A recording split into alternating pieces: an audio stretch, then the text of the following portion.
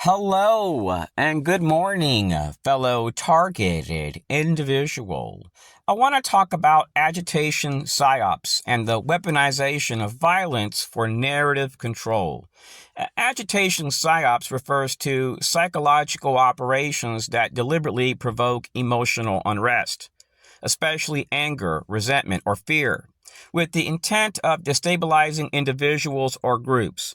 While not a formal term in U.S. doctrine, the concept aligns with known tactics known as psyops, or military information support operations and influence operations, which are utilized by our clandestine groups, from military to intelligence agencies. These operations are designed to erode emotional stability. It's done to trigger reactive behavior. It's done to create justification for surveillance, suppression, or escalation. When successful, they do not merely provoke violence, they frame that violence as inevitable, thereby reinforcing the controlling narrative. Agitation psyops often include hostility priming, repeated exposure to emotional charged cues, symbols, phrases, and affiliations. That increases the likelihood of anger or aggression and violence. Narrative weaponization, framing events or identities in ways that provoke outrage, justification, retaliation, often through selective storytelling, omission, or exaggeration. They'll also utilize on some targets daily irritants or micro breaches that build emotional tension below conscious awareness, eventually triggering an outburst. They're into escalation conditioning, gradual exposure to perceived threats or betrayals that normalize aggressive responses as defensive or righteous. And then we see this false flag amplification done through their acts, orchestrated or opportunistic events used to provoke violence from a target group, then used to justify crackdowns or discredit dissent. So what they're trying to do is they're trying to get responses from people that are exposing them. So that way they can portray these people as unstable, dangerous, and extremist, because they've written you off and now you've gained too much evidence. You're nonviolent. You've gone to every federal agency. You've gone to politicians, inspector generals, no responses. So they want authorities to look at you as a problem. So that way authorities can frame increased control measures as necessary responses to unrest they covertly provoked. By flooding the narrative space with outrage and fear, rational debate is suppressed and emotional compliance is induced. So agitation psyops are not merely tools of disruption. They are utilized for narrative engineering, designed to provoke escalation, then frame violence as justification for control.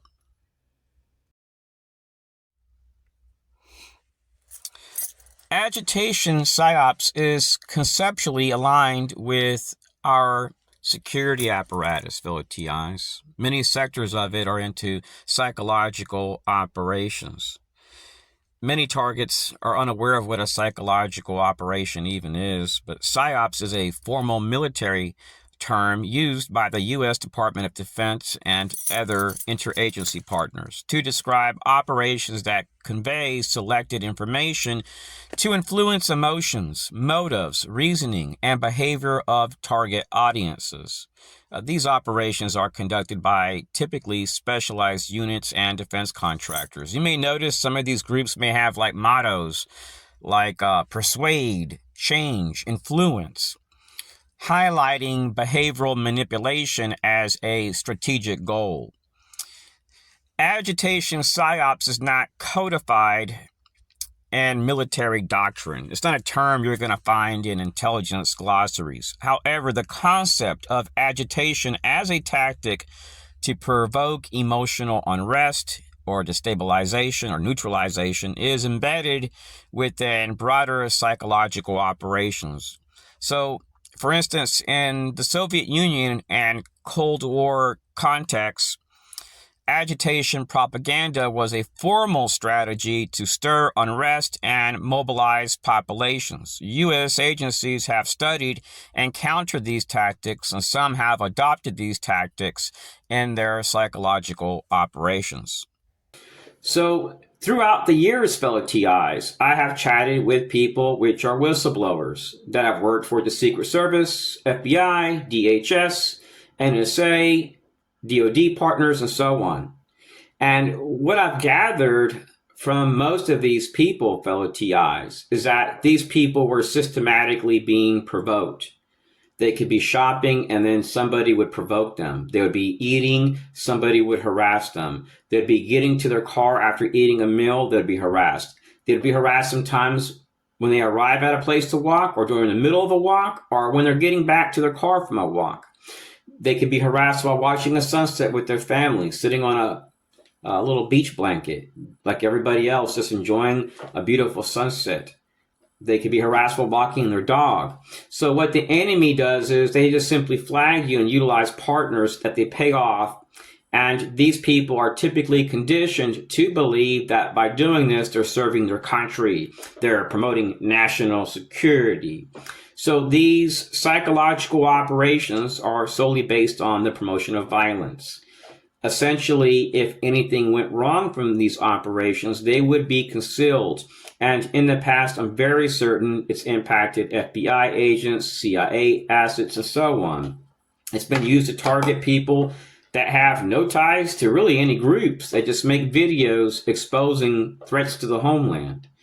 This is how I identify threats to myself, fellow TIs. When I have experiences with people that are wearing black suits, thin black ties, that look pasty white, like they're British, like they're from a gloomy country, people that are coming my way with little round hats and a braid, and they're following me around to different locations, just sitting nearby drinking water, whistling every few seconds while eating with family, harassment at libraries, schools, cops not documenting what I'm stating and changing reports, pretty much anything which doesn't support the Constitution. If they don't support the Constitution, if they don't support U.S. laws, if they have a history of lying or being supportive of COINTELPRO, MK Ultra, Operation Chaos, don't trust a damn one of their partners. Let me tell you why, because the history of some of these groups, fellow TIs, has been one based on redacting files, human research, outsourcing to universities, planting in CIA agents into our schools, into contractors, into people's jobs in residential neighborhoods for the sole purpose of harassment. This is beyond anything the average American could believe to occur towards people that really have nothing. A lot of people are going to be like, why you? You're not doing anything illegal. We're dealing with sick people, fellow TIs, that have some type of ideal based on promoting a different type of society. And if you get in the way of that, if you speak against terrorism, if you speak against their perverted ideals, some of them will try to kill you. So stay strong. God bless. Keep your head up. Save money up. When you can, leave this country and go to countries that are not going to accept foreign targeting opportunities. So that way you can rent, date, shop, eat food, walk without being harassed. I personally investigated the Oklahoma City bombing case. Huge cover-up. Jack Kennedy's assassination, huge cover-up. Bobby Kennedy's assassination, huge cover-up. World Trade Center, huge cover-up. Okay. Terrorism. They're using it as an excuse to take away our constitutional rights and our civil liberty. The Illuminati, Bilderberg, New World Order, globalists are the element behind this. It dovetails into the satanic movement, and this movement has infiltrated into our intelligence community, the once great FBI and the CIA. I have in the past had personal contact with an individual who was head of the CIA hit squad. He had over 3,000 individuals around the world he could call upon to go out and kill somebody. Did you know that in 1962, America's top generals approved a plan to murder their own citizens? Operation Northwoods was a classified CIA proposal that would stage fake terrorist attacks across the United States. The Joint Chiefs of Staff signed off on every horrific detail. They planned to shoot down passenger planes filled with innocent Americans, then blame Cuba for the massacre. Miami would be bombed. Washington, D.C. would face coordinated terrorist strikes. Cuban refugees fleeing to America would be deliberately drowned at sea, their deaths used as propaganda. Remote-controlled aircraft would crash into buildings while fake passenger lists were released to the press. The military calculated exactly how many civilians needed to die to justify invading Cuba.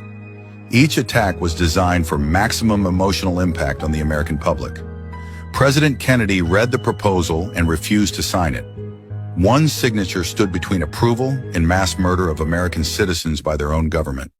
The document stayed buried for 40 years until declassification revealed how close we came to state. So recently I had a weird experience where I exited a store. I had a bag full of clothes that I bought. And I noticed this guy nearby the entrance of the store, next to the door. So when I exit, he looks at me and says, "You know what? You would look beautiful in a body bag. There's nobody else around." I go to my car, and there's a guy in this car. He honks the horn, and he looks at me. I'm like, okay, this is really weird. I look at him for a brief moment, and he honks the horn again. So I just pull out of there. I'm driving on the road, and the lady's next to my car. She was speeding at first, and then she slows down right next to my car and rolls down the window and just flicks me off. Weird things started happening. When I entered the residential area, somebody would be coming down the road flashing their lights. And then this kept happening here and there, and it was different people. I documented a Jewish guy, a lady that's ex-U.S. Army, a lady that's transgender. I started noticing that veterans were harassing me, and when I requested police radio dispatch, the cars that were requesting mutual aid all came up as classified. So the first thing I thought of was the CIA or some type of national security partner. Well, I've been going through this crap now, fellow TIs, for like half of my life. Bear with me one moment, fellow TIs. There have been many targeted individuals which have lashed out because they've gone to cops, they've been harassed in schools and stores and neighborhoods. And I think one of the reasons why this activity is not investigated is because police have treated these cases as if it's out of their hands. Because a long time ago, I went to the Austin, Texas Human Rights Committee at the Austin, Texas City Hall. And the first thing they told me when the meeting ended was, this is a matter that's out of our hands. We can't even talk about it. So I did some praying that night because I went there to expose the Citizens Corps programs. And I figured if they cannot talk about this, maybe the whole entire city board filled with commissioners are all Citizens Corps partners. And that is what I've discovered, fellow TIs. So I started hiring private investigators. I started noting unusual stuff from Israelis. And at that time, Mayor Steve Adler was the director of the ADL. So he was the mayor and the director of the ADL. And I started getting harassed by citizens on patrol, Jewish people, the neighborhood watch group, the block watch captain, the local police department. When I would pass by the police department and about Metric Boulevard, where I lived at, there was a police department right next door to Sonic. And I like to have their hamburgers. It was the closest fast food joint close to my house. And one day I passed by and I see a cop, and there is this like green camouflage material on the side fence, and I can see him pointing a gun up, and I can see fire coming out of the gun. I heard the noise. He clearly shot a gun. This started happening at places where I walked. This was documented in New Mexico at my house, where I walked in New Mexico, in Texas, Northwest Florida, and even here in Central Florida. I have videos where you actually see me walking, sharing a speech, and then boom, boom, boom, you hear gunshot noises in an area where there's no hunters, just no deer, just a walking trail nearby a residential area. Really creepy stuff. And this is done to push you out of the community. So that way, when you relocate, you go through the same things again. This is really sick, fellow TIs. And what's really sad is to know that Department of Justice would allow our CIA to operate with the FBI in Texas and do this and get away with it for not like 1 or 2 years, but for many, many years in more than one state. So there clearly is within our country, fellow TIs, an apparatus which can bypass the Constitution and U.S. laws, and police are supportive of it. Let me give you an example, fellow TIs. A long time ago, I worked as a chaplain at the Bay County boot camp where Martin Lee Anderson was murdered at. I would go there and sing Christian songs and preach the word of God. I would go there on the weekend. I would go there. So one day I go there and I told them I was praying for the kids. And I told them, look, I know you guys are getting beat up out here. I see how they treat you guys. But just be obedient and just keep praying and worshiping the Lord. So 2 days after that sermon, I was there for like an hour, I heard about this kid named Martin Lee Anderson getting choked and beaten by cops there, the sheriffs that ran that boot camp. They flew his body to Pensacola, Florida, when the hospital was just 3 miles away. And I know people at that hospital to this day. And they're like, we could have treated his injuries. Why did they fly him on a helicopter all the way to Pensacola, Florida? It doesn't make no sense. The coroners and the people there said he died due to sickle cell disease. But prior to him dying, he was being suffocated. He was being choked and beaten. It's kind of like this guy, what was his name? George Floyd. There was a guy's foot on this guy's neck, and the guy said he couldn't breathe. But they stated his death was due to fentanyl. Most likely it wasn't, fellow TIs. Most likely the guy never did fentanyl. And even if he was a criminal, he still had a right to due process. But the racism here is so bad, people are like, yeah, we support the cops. And I have a conservative mindset. I'm just letting you guys see how a lot of these African American people feel. Let me give you another example of Trayvon Martin. I think he lived in a town above Maitland, Florida. He was walking. I believe he probably bought some candy from a convenience store. Some guy took it upon himself to police him, and the kid protected himself, and this guy shot this kid, George Zimmerman. Supposedly in self-defense, he feared for his life. Come on now, I think his manhood was offended because he got beat up by a kid. So everybody knew that what he did was dead wrong, but he got off the hook. Now imagine you're African American and you're seeing case after case just like that. And you start a group supporting African American people. What the FBI would do would say, you're a black extremist. You know why? Because the FBI and CIA, these groups are comprised of predominantly white people. These people weren't trying to promote violence. They were just simply trying to spread the word about the abuse, and they were peacefully protesting, but they would just call you a black extremist. So within our society, fellow TIs, we do have a deep state, we do have a shadow government, and we do have people that do things outside of the law, not hundreds of times, thousands of times. Chances are, if I got on my e-scooter right now, this is no joke, that I could be harassed by a few veterans along the way that exit their house, walk up to me, whistle, and go back in their homes. I don't know. Sometimes it happens. Sometimes it doesn't. At one time, it was every day, 40, 50 times a day for many, many years, all through my 20s, my 30s, my 40s. And when my friends seen it, they're like, we can't hang around you. We don't know what you're doing. I'm like, I'm not doing nothing. You know how my life is. And in my early 20s, fellow TIs, I could go to a gas station You know how you open a door at a gas station so the next person will get in? These people would grab the door. They would literally grab the store door, and then they would hold it to their chest and get against the wall. And it would be a woman dressed like an office professional. And one day I was with my friend, and he was like, man, I don't think you've noticed this. We've gone to like 12 places today. We're buying Christmas gifts with family. And he says, every place that we've gone, nobody has held the door to their chest, but it's only you. Nobody does that to me. They just hold the doors to the next person and go in. And he says, what's really weird, they're all women.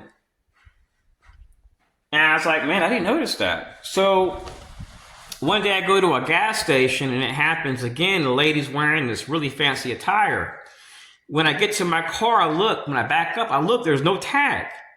And I started noticing the people that were doing this had no tag. And these same people that had no tag, I noticed in other states through my 20s, 30s, and 40s, would go into dental appointments, gas stations, where I ate with my family. They would even call the cops and say we have a potential active shooter. They would go into residential neighborhoods and say that I'm a registered sex offender. They would go to beaches and say that I'm dangerous. They would go to public works and parks and recreation when I'm just biking for 2 miles. And they would say, this guy poses a threat to other people. And they would confront me and even tell me, I'm like, you're going to see me biking every day here. I wear a body camera over the lies. Then they started backing off, but it took about 4 years. It typically takes years for these people to realize that you're not the problem. But when people are being paid, that makes the situation completely different, because now they don't want to back off because they're being paid. They feel like they have a national duty to do this. Having somebody ride the tail of your car does occur in many cities when people are in a rush. But I started noticing something very unusual, that the people that were riding the tail of my car in other states were actually people that were members of law enforcement utilizing unmarked vehicles. And I noticed contractors. I ran tags and would come back to a government vendor. They wouldn't, reveal the name.